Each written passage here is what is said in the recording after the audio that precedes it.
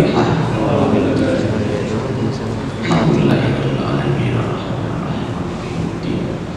Iyyaka na'budu wa iyyaka nasta'in ihdinas siratal mustaqim siratal ladzina an'amta 'alaihim ghairil maghdubi 'alaihim waladdallin. Amin. Bismillahirrahmanirrahim. Alhamdulillahirabbil alamin. Wassalatu wassalamu ala asyrafil mursalin sayyidina wa maulana Muhammadin wa ala alihi wa sahbihi ajma'in, amma ba'd. Fa inna asdaqal hadis kitabullah ta'ala wa khairul hadi hadi Muhammadin sallallahu alaihi wasallam wa syarrul umur muhdatsatuha wa kullu muhdatsatin bid'ah wa kullu bid'atin dhalalah wa kullu dhalalatin finnar. Waqala Ali radhiyallahu an, berkata Sayyidina Ali radhiyallahu an, laisal khair ayaksura maluka wa waladuka walakinnal khair ayaksura ilmuka wa yaqdumu khilmuka wa alla tubahiyan nas bi'ibadatillah. Bukanlah kebaikan itu banyaknya harta dan anak. Dulu orang Arab itu kan kalau punya anak banyak, wah bangganya bukan main, sehingga malu sekali, hina rasanya kalau nggak punya anak. Makanya ketika Nabi putranya wafat, itu jadi bahan olok-olokan sampai dikatakan Nabi itu abtar. Ya, makanya turun firman Allah, inna a'tayna ayat, dan seterusnya. Dan jadi bangga kalau punya anak banyak, sampai ada sahabat dulu yang minta pada Nabi supaya dikaruniai umur panjang dan anak banyak, yaitu sahabat Zaid. Ya. Maka oleh Allah berkat doanya Nabi dikabulkan, umurnya itu sampai 120 tahun dan punya anak 96. Dia nggak tahu anak nomor 50 namanya siapa, lupa. 96 akhirnya. Kita sekarang ini punya anak 6 aja berapa Ustaz? Anak 6 kosong banyak amat, 6 banyak berapa? Iya. Nah, saya punya jamaah ini yang mewakafkan tanah buat pondok, itu anaknya 3. Yang nomor 2 baru di wisuda, ya, jadi dokter dan mulai praktek. Kemudian jam 9 ngobrol, pagi-pagi jam 7 meninggal. Waktu apa itu manasik haji, dia mengatakan kepada saya, Kiai itu benar banget, ulama itu benar banget, katanya ulama itu benar. Apanya yang benar, kata saya? Kita harus punya anak itu banyak. Kita harus punya anak banyak. Loh, kenapa ngomong begitu? Yang saya kan tahu katanya. Saya punya anak 3 perempuan semua. Yang 1 sudah digondol mas suaminya. Yang nomor 2 meninggal, tinggal si bontot. Kalau kawin lagi, dibawa lagi mas suaminya. Saya tinggal berdua sama nenek-nenek, dia bilang begitu. Ya. Ya, emang benar Pak, ya, punya anak yang banyak, yang banyak. Tapi sekarang udah nggak bisa, bagaimana? Ya sudah, ya. Nah, tapi kata Nabi, kata Sayyidina Ali, kebaikan itu bukan banyak harta, bukan banyak duit, bukan banyak apa, anak, ya. Walakinnal khair ayaksura ilmu. Tetapi yang namanya baik itu adalah banyaknya ilmu, dan juga kesabarannya tinggi. Itu yang namanya baik. Dan yang ketiganya, Allah tubahiyan nas bi'ibadatillah, tidak membanggakan kepada orang lain ibadahnya kepada Allah. Ya, jadi tidak dibanggakan. Semalam saya ya alhamdulillah ngomongnya bagus, alhamdulillah. Ya, tiap malam saya itu Pak ternyata tahajud sekian rakaat siangnya. Nah, nggak usah yang begitu-begitu disebut-sebutin sama orang. Wong Allah itu nggak mungkin salah nyatet kan. Dan manusia ini mungkin saja memberikan penilaian, memberikan nilai positif atau negatif, ya mungkin jemaah Allah. Tapi kalau Allah nggak mungkin enggak. Saya berbuat baik kepada Bang Nudin, mungkin Bang Nudin membalas kebaikan saya, mungkin juga tidak, ya. Tetapi kalau Allah itu pasti membalasnya. Karena itu buat apa saya ngarep-ngarep kebaikan dari Bang Nudin yang belum tentu, ya. Tapi kalau kepada Allah itu pasti Allah membalasnya. Karena itu jangan pernah kita ini menyesal berbuat baik, ya. Jangan pernah menyesal berbuat baik dan jangan khawatir salah, karena Allah itu nggak mungkin salah mencatat.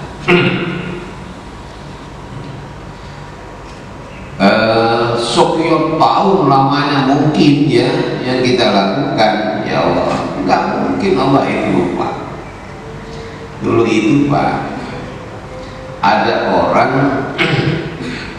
ada anak-anak ini rupanya di Jakarta ini kehausan, biasa tinggal di kampung, kemudian dia ini nyari sumur susah di Jakarta. Kalau di kampung kan kalau haus lari ke belakang rumah juga ada ini ya, sumur sumur timba, ya kan. Di kampung jadi banyak. Dari Jakarta nyari sumur begitu mana ada kemarin Allah.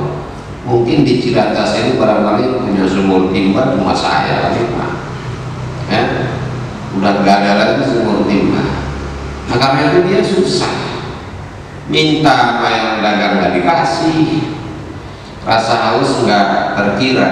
Hanya dia itu karena udah nggak nahan, melihat ada rumah besar, dia memberanikan diri masuk saking udah haus. Dari dalam tuh dilihat itu ada bocah masuk. Begitu ketok pintu, keluar dari rumah itu seorang ibu yang cantik, ya. Rupanya bukan cuma cantik rupanya, juga cantik hatinya. Ketika ditanya, "Nak," nanya, "ada apa nak?" Sambil liatin mungkin barangkali rada curiga. Itu katanya, "Saya harus." Rupanya kasihan banget sama bocah. Ya Allah, membayangkan kayak apa rasanya. Dia ambil itu dari kulkas. Dia ambil susu kotak, gitu, dikasih. Si anak ini mungkin setengah nggak percaya, orang nggak pernah minum air dingin, ya. Airnya diminum sama dia. 30 tahun kemudian ibu ini harus dioperasi. Nah, begitu sudah selesai operasi, berjalan dengan baik. Nah, ketika dia itu mau pulang, dia duduk sambil melihat ini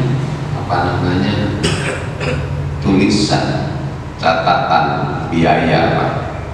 Dia bengong aja. Dalam kebengongan itu kemudian ada yang bertanya, "Ibu, kenapa ibu ini kelihatannya kok bersedih? Mestinya ibu itu bersyukur, berterima kasih kepada Tuhan karena operasi ibu dapat berjalan dengan lancar."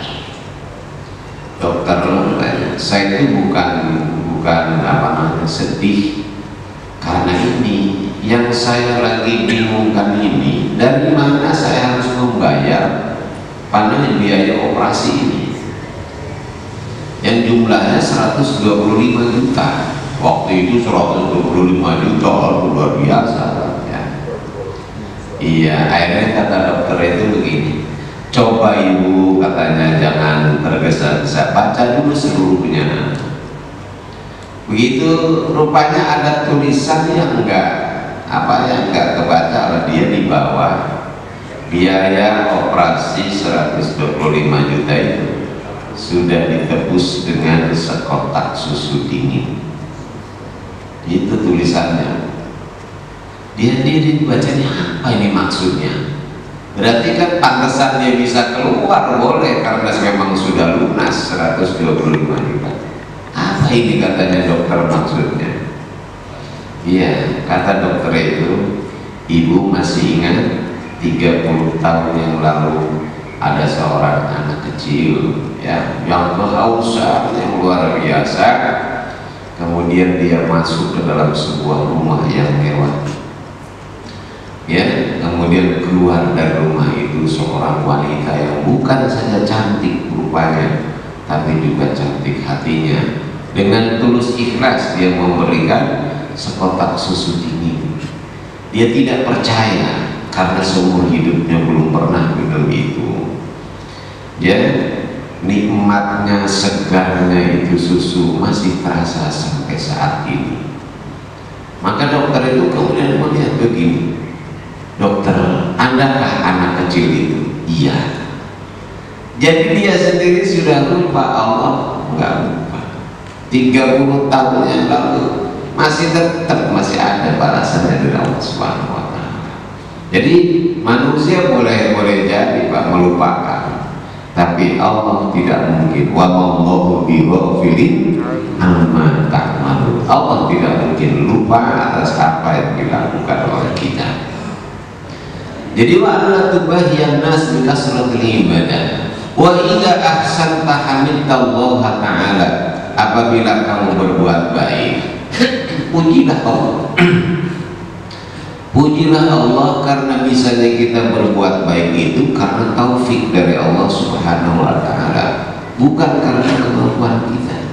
Pernah ceritakan kepada Bapak ya, suatu hari Syekh Abdul Qadir Jailani itu ketika berjalan Pak, itu awan menaungi di atas.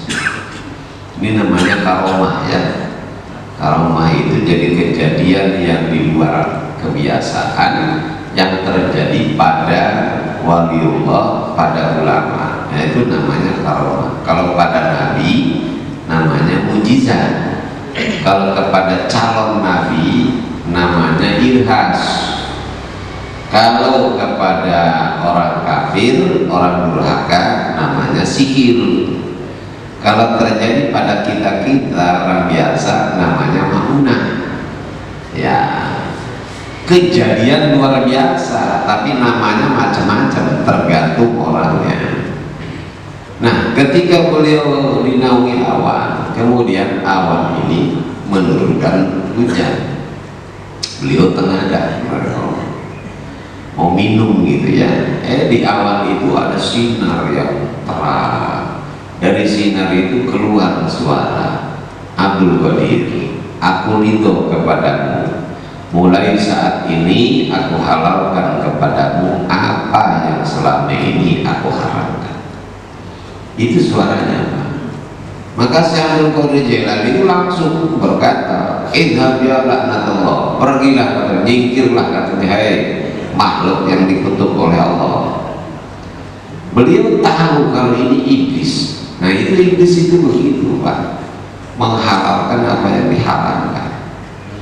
Dan yang digoda oleh dia ini bukan cuma orang-orang awam ya, waliullah juga tetap digoda. Dan yang menggodanya juga ya bukan iblis sembarangan, bukan setan sembarangan, kelas saja gitu lagi. Semakin tinggi ya pohon, semakin besar angin yang menghembus. Jadi yang menguji ulama beda Pak dengan yang menguji kita. Mahalin lah setannya juga kalau kelas tinggi godain apa namanya recehan ya, kelasnya lain.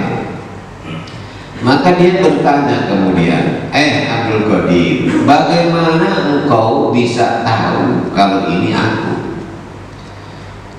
Lalu kata Syekh Abdul Qadir Jailani begini, ya jelas aku tahu karena pertama Allah itu berfirman ya, laisa kamitslihi syai', tidak ada sesuatu yang seperti Allah. Artinya Allah itu tidak ada pepadannya Pak, persamaannya tidak ada. Walam yakul lahu kufuwan ahad, enggak ada yang setara dengan Allah. Oh. Jadi Allah itu nggak bisa diserupai oleh apapun. Bagaimana mau menyerupai sesuatu yang nggak pernah dilihat? Dan Allah itu nggak bisa dilihat. Ya, makanya ada Tuhan digambarkan begini-begini, ya salah. Di Islam itu jangankan kita melukis Tuhan, Pak, melukis Nabi Muhammad SAW saja kan nggak boleh kita, Pak, haram dalam Islam. Kenapa? Kalau Bapak yang namanya melukis itu, Pak, nggak mungkin lepas dari yang namanya persepsi. Ya, Bapak melukis Nabi Muhammad atau melukis sesuatu, saya melukis, kita semualah melukis nih, melukis seseorang, hasilnya ada yang sama nggak? Nggak mungkin ada yang sama, Pak, pasti beda. Pasti beda.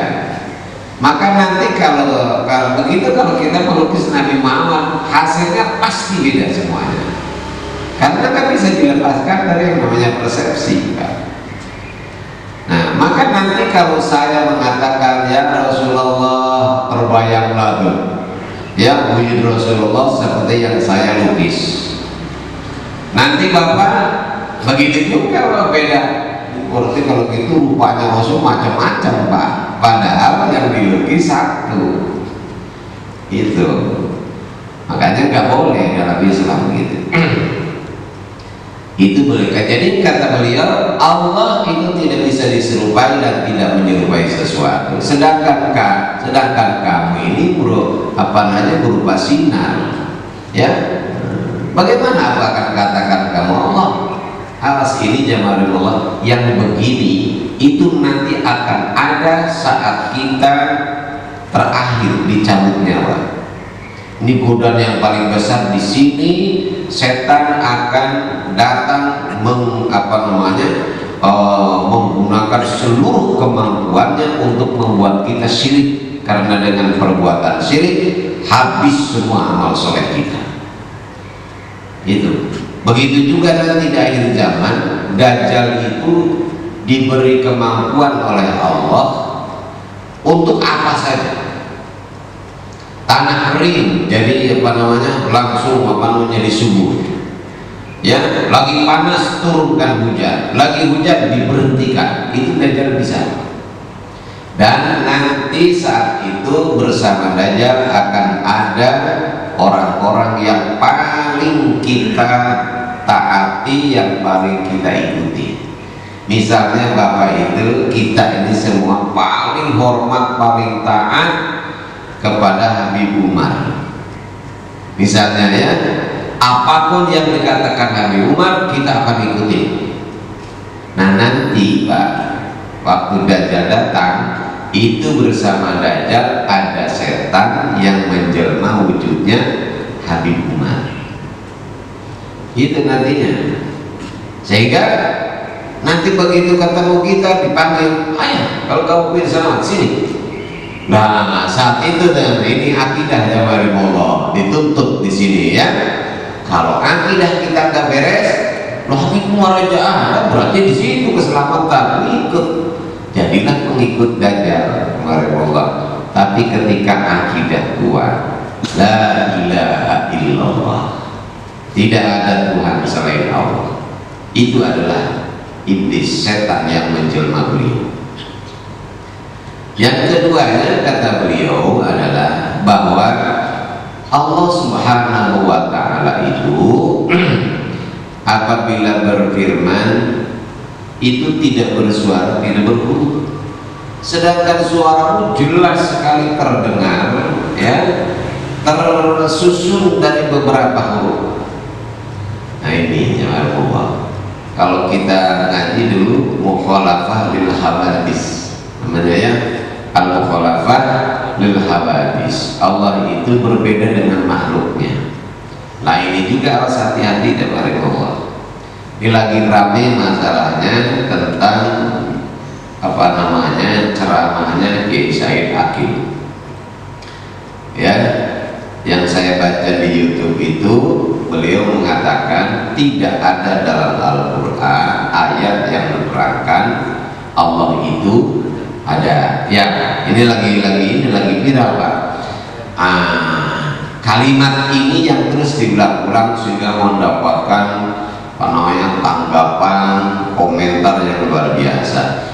Kiai Said Akil saat itu Pak lagi menerangkan tentang sifat 20, tentang sifat wujud kita bako. Nah, yang membuat Allah bersifat wujud itu siapa? Adalah itu Abu Hasan Al-Asy'ari. Tidak ada dalam Al-Quran, tidak ada dalam hadis, kata beliau, yang menyebutkan bahwasanya Allah itu wujud.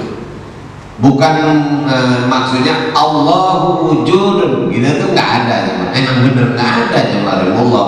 Tapi bukan berarti Allah itu tidak ada, ya. Yang menyatakan bahwa Allah itu bersifat wujud itu Pak maksudnya dalam Al-Quran maupun hadis itu tidak ada. Adanya di dalam akidah Ahlussunnah wal Jamaah, yaitu adalah yang disebutkan oleh Abu Hasan Al-Asy'ari. Ini uraian beliau itu lagi menerangkan ini Pak. Nah kemudian orang yang memang tidak suka kepada beliau lalu diotak-atik Allah ya gitu.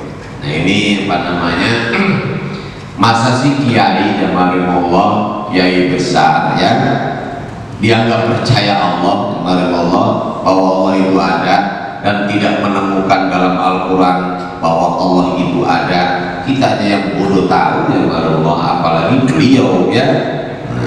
Saya bukan ngebelain beliau, jangan sampai kena kita ini terprovokasi, karena sekarang ini lagi rame tokoh ulama diadu dengan ulama lainnya. Bukan cuma antar orang Islam dengan orang Islam Pak, orang Islam dengan non Islam ya. Kasus Muhammad kecek ya, ya jangan Muhammad lah, bukan Muhammad namanya kok ya, Osmat apa siapa, Usmat ya, kece. Nah ini itu saya contoh dari Allah.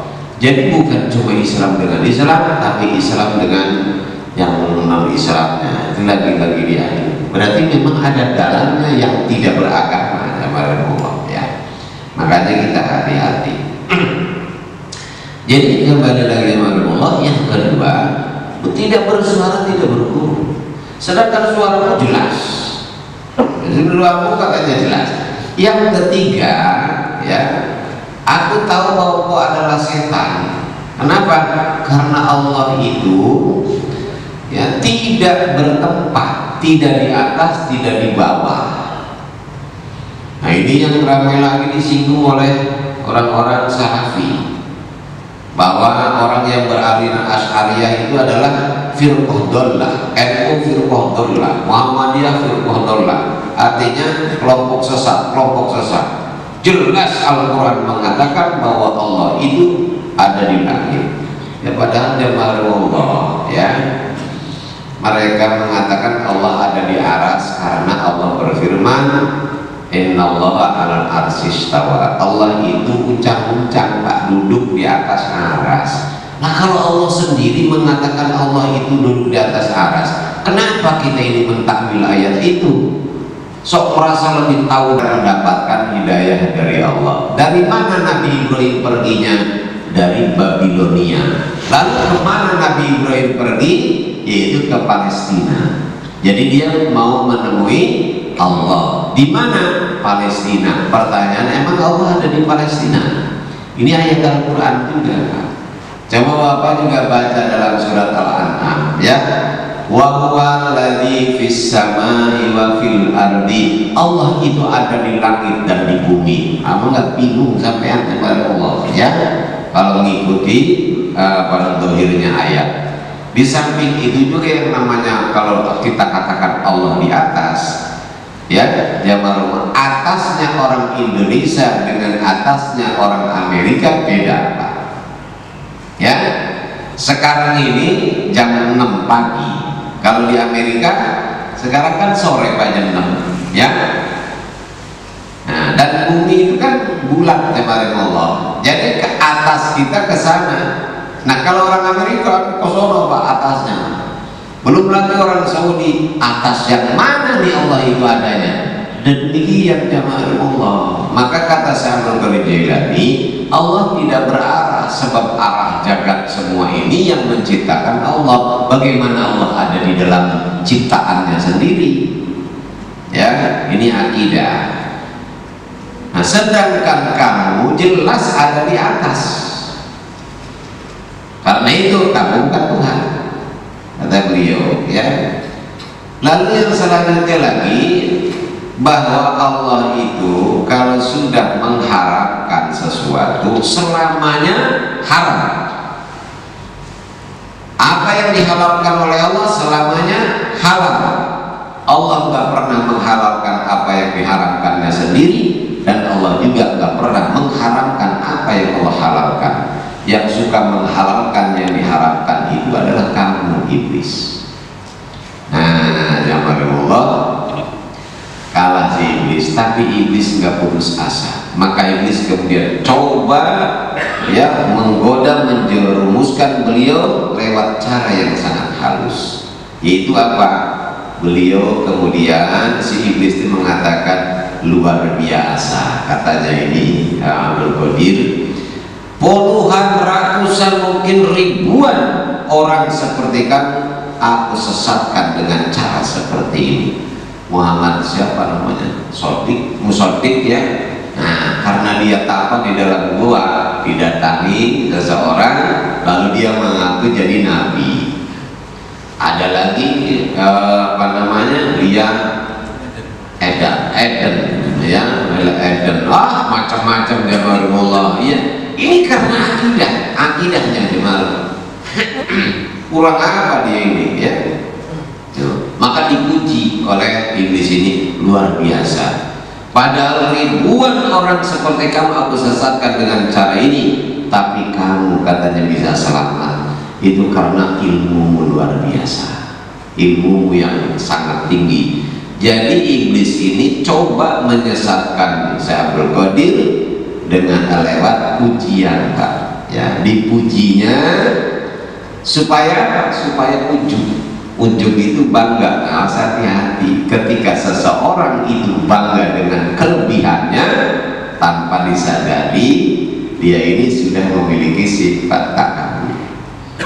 Nah ini jamalullah yang dimasukkan.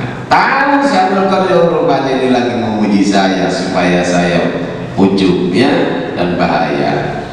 Nah jamalullah, mungkin jamaah dulu ingat di sini. Di sini itu dulu ada dua, boleh dikatakan dua kelompok lah. Kelompok A dengan kelompok B. Kalau kelompok A ini tokohnya yang jadi imam, yang B enggak seret. Ya enggak seret. Karena kalau sholat begitu tuh, enggak tumanina. Ya. Nanti kalau yang B yang menjadi imam ini dan pengikutnya enggak seret. Karena kalau baca Fatihah, Bismillahirrahmanirrahim, Ar-Rahmanirrahim, gitu bacanya baca. Nah, rupanya mereka ini merasa seretnya katanya itu dengan saya. Saya kalau jadi imam, yang A menerima, yang B menerima. Saya datang ke guru, dia ada kasus begini, kamu wajib jadi imam. Malik Syafi'i dulu itu ngomongnya sama saya, kamu wajib jadi imam. Ya Allah, saya kalau nggak jadi imam berarti dosa. Namanya wajib. Nah disinilah jamaah iblis masuk ya, masuk ke dalam diri saya. Nah itu memuji-muji. Kata saya, wah bahaya ini bahaya saya kalau jadi imam. Makanya dulu saya kesini kalau sholat, saya bawa anak saya masih kecil. Ustaz Abdurrahman kalau nyuruh saya jadi imam, mohon maaf Ustaz, saya bawa anak kecil. Saya takut nanti saya lagi jadi imam, anak saya lagi teriak. Bisa dimengerti kan alasan saya, Pak? Padahal supaya saya jangan jadi imam. Kenapa? Itulah yang namanya iblis itu masuk, Pak. Ya, terasa sekali. Ini bahayanya luar biasa. Makanya setiap saya sholat bawa anak kecil, ya supaya saya jangan sampai jadi imam. Itu aja jamaah Allah. Nah, jadi beliau ini dipuji oleh iblis supaya ujub. Lalu apa kata beliau? Nah, kata Sa'ad al-Ghazali, keliru iblis.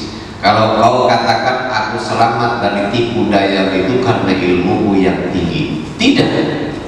Ya, aku lulus dari tipu dayamu itu karena rahmatnya Allah, karena pertolongan Allah. Kalau bukan karena pertolongan Allah, aku pun sama dengan mereka. Jadi bukan karena kehebatan aku, tapi rahmat. Ini kata Sayyidina Ali, kalau kamu berbuat baik, wa idza ahsanta hamidallah. Kalau kamu berbuat baik, puji Allah. Artinya yakini bahwa kebaikan yang kita lakukan itu karena taufik Allah, bukan karena kemampuan kita.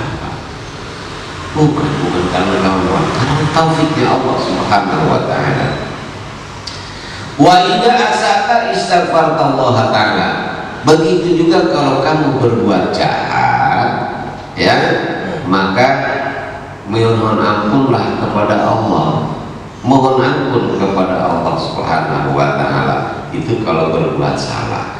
Jadi kalau kesalahan kepada Allah, berikan kepada diri. Kalau kebaikan kita arahkan kepada Allah. Ini namanya akhlak. Walaupun jamaahumullah, baik dan buruk itu semua dari Allah. Khairihi wa syarrihi minallah.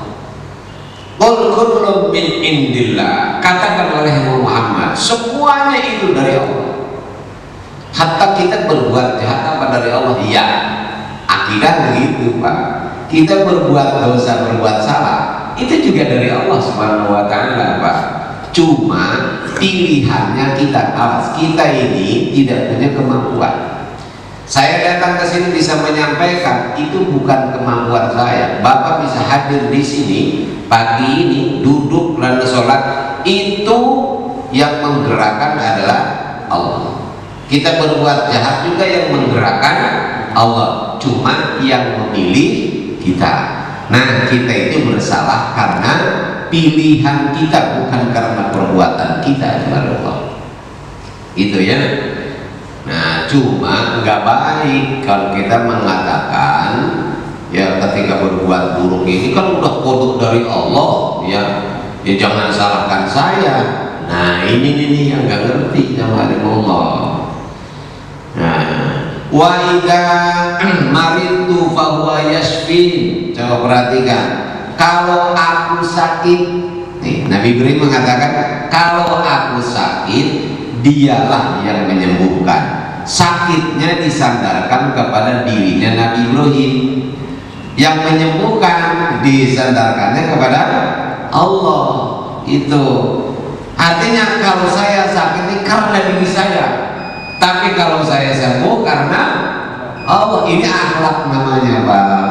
Gitu ya. Padahal semuanya dari mana? Kullu min indillah. Begitu. Makanya Nabi Ibrahim kan bertanya, ya Allah, kalau saya sakit, yang bikin sakit siapa? Kata Allah, aku kata Allah. Tuh, yang bikin sakit kita itu Allah Pak. Kalau itu kata Nabi Ibrahim, kedudukan dokter di mana? Aku titipkan ke obat di dia. Kata Allah gitu. Aku titipkan itu obat di dokter. Nah, kamu ambil tuh obat itu. Nah, bukan dokter yang menyembuhkan. Emang Allah naruh kesembuhan di situ, Pak. Itu. Nah, kita datanglah ke dokter. Cuma salah yang kita datangi dokternya. Ya dikasih obatnya nggak sembuh-sembuh, Pak. Allah nitipnya bukan di dokter itu. Ya. Nah ini subhanallah. Nah ini hebatnya Al-Quran. Al-Quran itu bukan obat Pak. Kalau orang mengatakan Al-Quran itu obat, enggak, saya nggak setuju kalau Al-Quran disebut obat. Al-Quran itu syifa. Ya, Al-Quran itu syifa. Syifa itu apa? Penyembuh Pak. Apa setiap obat menyembuhkan? Belum tentu. Kalau Al-Quran udah pasti menyembuhkan. Jadi saya nggak setuju dengan orang mengatakan Al-Quran itu obat segala penyakit. Enggak, Al-Quran bukan obat. Oh, Al-Quran adalah penyembuh. Gitu ya, Allah. Kalau penyembuh, oh, udah pasti obat, Pak. Kalau obat belum tentu menyembuhkan. Al-Quran itu syifa. Ya. Wa qala Muawiyah rahimahullah ta'ala la yablugul 'abdu mablagha zalik hatta yagliba hilmu jahlahu wa sabruhu syahwatahu. Seorang hamba tidak akan mencapai ya orang yang luar biasa pada orang yang suci, melainkan sehingga kesabarannya bisa mengalahkan kebodohannya, kesabarannya bisa mengalahkan syahwatnya, ya. Wala yablughu dzalika illa bi quwwatil ilmi, dan seseorang tidak akan mencapai itu semua quwwatil ilmi kecuali dengan kekuatan ilmu. Maka ilmu itu adalah buah dari iman. Itu ilmu jamalullah. Hatta ilmu juga yang menyebabkan orang masuk ke dalam surga.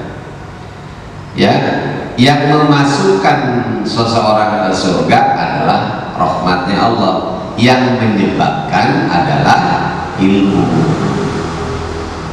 Al-iman kuliah. Iman itu telanjang. Asalnya nih iman yang Allah berikan kepada itu ibarat orang-orang telanjang. Orangnya kaya, Allah, pinter, dokter lagi, ya. Siapa coba orang yang nggak mau punya menantu kayak begitu, udah pinter, kaya, dokter lagi, ya. Tapi dia melamar anak kita sambil telanjang, kita terima? Ya enggak ya malu. Itu menunjukkan nggak beres. Mendingan yang bukan dokter, nah, ya. Asalkan datang melamar pakai celana. Karena itu walibasuhut taqwa. Kata Rasulullah, pakaian iman itu adalah takwa. Jadi iman itu ada pakaiannya. Pakaiannya adalah takwa. Kenapa iman ini kok disebut atau disamakan dengan pakaian? Coba lihat oleh kita, ini pakaian ini terbuat dari bahan. Bahan itu menjadi bahan karena adanya benang, ya. Dan benang agar jadi pakaian itu harus ada dua, satu jalur ke atas, yang keduanya jalur ke samping. Kalau benang jalurnya ke atas semua nggak bakal jadi bahan, Pak. Ke samping semua.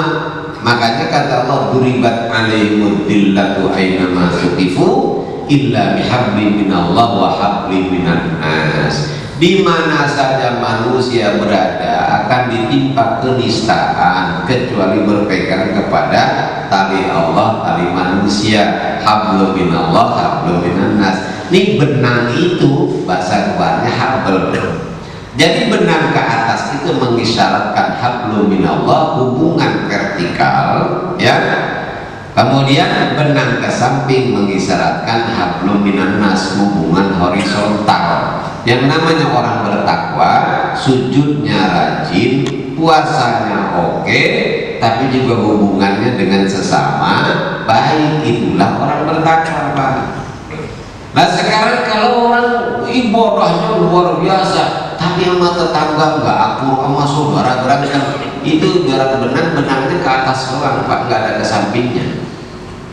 Bagaimana bisa jadi? Ya bukan orang bertakwa yang begitu. Hubungannya dengan sesama baik luar biasa, jamalullah, tapi dengan Allah tidak, ya. Nah itu ibarat benang ke samping semua, nggak ada ke atas. Makanya walibasuhut taqwa, pakaian iman itu adalah takwa. Wazinatul haya, perhiasannya. Baju kan pingin supaya bagus potongannya, jamalullah. Nah ini perhiasan dari iman itu adalah al-haya, malu, Pak. Punya malu orangnya. Wasamrotuhul ilmu, dan buah dari iman itu adalah ilmu. Makanya Imam Ghazali ketika ditanya apa Syekh yang menyebabkan orang masuk surga, ilmu, kata beliau begitu. Loh, bagaimana dengan Al-Quran yang menjelaskan innal ladzina amanu wa amilus solihati ulaika hum khairul bariyah jazaohum inda rabbihim jannatu adnin tajri min tahtihal anharu khalidina fiha abada. Di situ kan jelas Allah mengatakan sesungguhnya orang beriman dan beramal soleh sebaik-baik makhluk, balasan buat mereka dari Tuhan mereka adalah surga Aden. Jadi Allah mengatakan innalladzina amanu wa amilus solihat, beriman dan beramal soleh, bukan berilmu. Bagaimana Anda bisa mengatakan ilmu yang menyebabkan orang masuk surga? Kata beliau begini, apa orang bisa beriman kalau nggak ada ilmunya? Apa bernilai orang beramal soleh kalau nggak didasari ilmu? Nah itu ya, kita beramal ini ada nilainya Pak. Karena apa? Karena kita tahu lagi sholat harus baca apa, ya gerakannya bagaimana, itu ilmu yang dari Allah. Ya hadapnya kemana, iya dari Allah ya. Begitu juga keyakinan itu karena ilmu. Karena itulah kata Imam Ghazali, yang menyebabkan orang masuk ke surga itu adalah ilmu, karena ilmu adalah buah dari keimanan. Nah, demikian ya. Jadi kata beliau tidak akan mencapai itu ya kelebihan yang luar biasa illa biquwwatil ilmi, kecuali dengan kekuatan apa namanya ilmu ya, kekuatan ilmu. Nah inilah yang Allah, mudah-mudahan Allah Subhanahu wa ta'ala panjangkan umur kita dalam taat kepadanya. Allah bimbing hati kita ke jalan yang diridhoi dan dicintainya. Allah hiasi hati kita dengan akhlak yang mulia, dan Allah bersihkan hati kita dari akhlak yang hina. Allah limpahkan rahmat, taufik dan hidayah kepada kita, anak cucu kita, sehingga dapat istiqomah dalam menjalankan perintahnya, menjalankannya. Ala bi dzikrillah tatma'innul qulub. La ilaha illallah Muhammadur Rasulullah.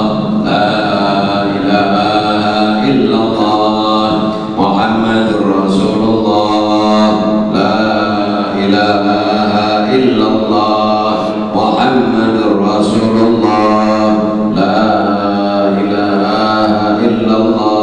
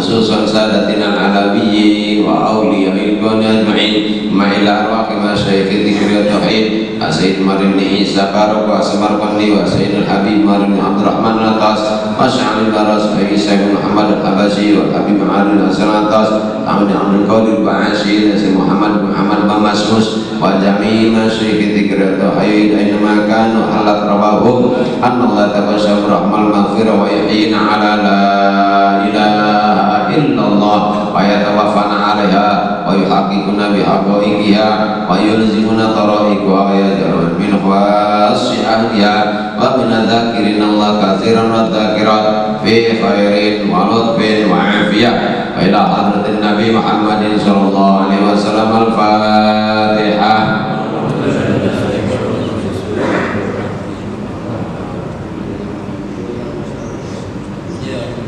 Shiratal ladzina an'amta 'alaihim ghairil maghdubi 'alaihim waladdallin. Amin. Ya Rabbana tarafna bi annana matarafna wa annana asrafna fatub 'alaina tauba taghsilu kulla khawba wastur lana al-awrati wa amin raati waghfir li walidina rabbi wa mauludina wal ahli wal ikhwani wa syairil khilani wa kulli dhi mahabbah aw jiratin aw suhbah wal muslimina ajma' amin rabbi asma' fallan wajudan manna la biktisabin minna bil mustafa rasuli nahda bi kulli suli salla wa sallam rabbi alaihi andal habbi wa alihi wa sahbihi adada tasisuhbi walhamdulillahi bil badai wa tanahi subhana rabbika rabbil izzati amma yasifun wassalamu alaikum warahmatullahi wabarakatuh.